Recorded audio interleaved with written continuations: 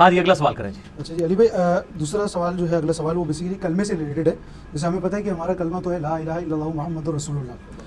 اچھا اس پہ جو ہے مجھے یہ بتائیں کہ شیعوں پہ بیسیکلی اب یہ بھی کنفرم کریں کہ یہ ان پہ ایک بیسیکلی الزام ہے یا وہ ہے کہ انہوں نے کلمے میں اضافہ کیا ہے. ایک تو سب سے پہلے کیا ہے کہ بات صحیح ہے، دوسرا یہ کہ کیا انہوں نے کیا اضافہ کیا ہے، ایک تو یہ ہو گیا. اچھا اسی طرح جو ہے بریلویوں نے آپ کو پتہ ہے کہ کچھ اذان کے سے پہلے صلاۃ والسلام اور اس کو اسپیکر پہ کرتے ہیں، بیسیکلی اسپیکر کے اندر اس کو کرتے ہیں. تو اس سے یہ لگتا ہے کہ وہ ایک اذان کا پارٹ ہے.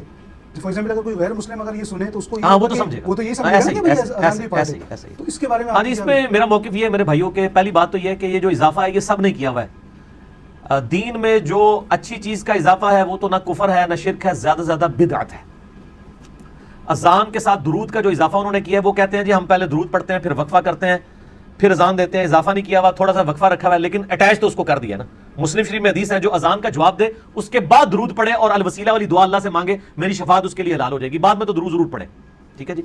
پہلے والا جو درود ہے وہ اذان کے ساتھ اس طریقے سے جوڑ کے، تو اس کی مخالفت تو خود غلام سعود سعیدی رحمہ اللہ تعالیٰ جو پاکستان لیول کے محدث تھے بریلویوں کے اور علمی اعتبار سے میرے استاد بھی ہیں، انہوں نے تو باقاعدہ خود اس کے خلاف لکھا ہے. اور انہوں نے بڑا یعنی سخت الفاظ میں لکھا ہے شرح صحیح مسلم میں کہ حضرت بلال ہم سے زیادہ عاشق رسول تھے، وہ اذان سے پہلے وقفہ کر کے درود نہیں پڑھا کرتے تھے. تو آپ نے ایک چیز یعنی ایڈ کی، اور ان کی مسجد میں اذان سے پہلے درود نہیں ہوتا تھا، اذان کے بعد پڑھواتے تھے. وہ بھی کہتے تھے 4-5 دن کے بعد ایک اذان کے بعد.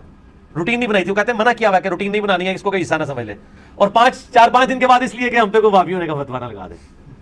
ظاہر ہے دونوں طرف بیلنس رکھنی پڑتی ہے نا، کیا کریں آپ کس معاشرے میں رہ رہے ہیں. پتہ ان کو بھی تھا، انہوں نے لکھ دی یہ بات شرح صحیح مسلم کے اندر.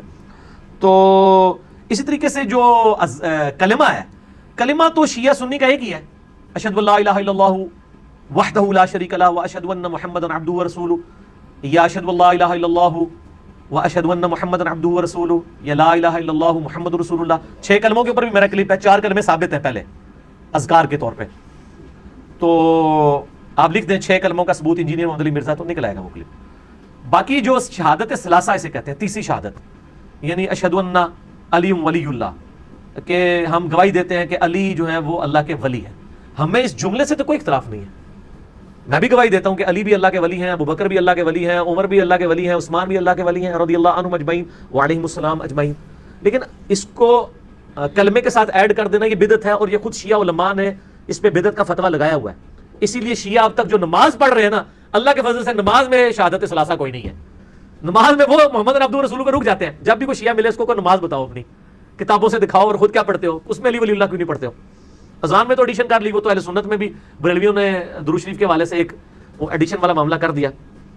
اور اس طریقے سے دیوبند اہل حدیث نے بھی ایڈیشن کی ہوئی ہے، وہ بھی جمعے کے خطبوں میں خلفائے راشدین کے نام لیتے ہیں. تو نبی صلی اللہ علیہ وسلم نے تو نہیں 4 خلفاء کے نام لیے، آپ نے کیوں لینے تھے، وہ تو بعد میں مانے ہیں.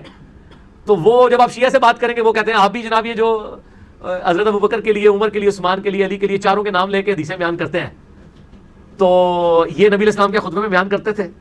تو ہم کہتے ہیں نہیں کرتے تھے، وہ تو کسی ایک موقع پہ حدیث بیان کی تھی. تو وہ کہتے ہیں آپ نے بھی تو یہ ایڈیشن کی ہوئی ہے.